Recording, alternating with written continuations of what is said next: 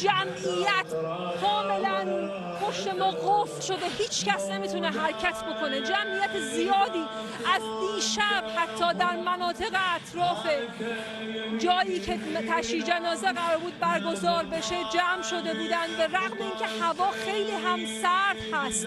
از بسیاری از نقاط دنیا و اینجا آمدن طرفدارهای حزب الله، از جمله از یمن، از ایران، از عراق، از ترکیه، و وضعیت طوری هست که پشت سر هم می‌بینید خیلی ها دارن له میشن زیر دست و پا.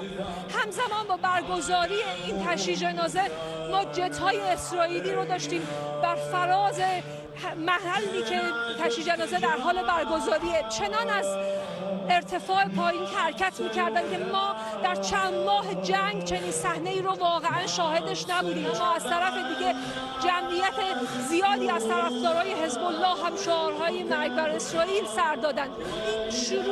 این پایان یک مرحله است و شروع یک مرحله دیگه به گفته نعیم قاسم دبیر کل حزب الله. و چیزی هم که ما اینجا از مردم شنیدیم، از طرفدارهای حزب الله شنیدیم، این بود که با جمع شدن در اینجا در یکی از بزرگترین مراسم تشییع جنازه‌ای که این کشور شاهدش بوده، میخواستن نشون بدن به گفته خودشون که حزب الله به رغم ضربه هایی که خورده همچنان پاورجاست. از یک طرف دیگه حضور گروه های مختلف طرفدار حزب الله از کشورهای دیگه، به خصوص از ایران و عراق، پیامش به گفته اینا این بود که محور مقاومت هم، طرفدارهای حزب الله میگفتن که محور مقاومت هم همچنان به حمایت خودش از حزب الله ادامه میده. فرود پرواز جمهوری اسلامی ایران هم که وزیر خارجه ایران رو به اینجا آورد، به این تعبیر شد که حصری که دولت لبنان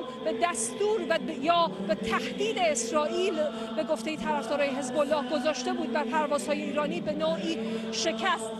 و واقعا نمیدونم فضای اینجا رو چطوری توصیف بکنم، چون انقدر جمعیت زیاده که هر لحظه ممکنه همه این مردم از ترس له شدن به این سمت بیاد.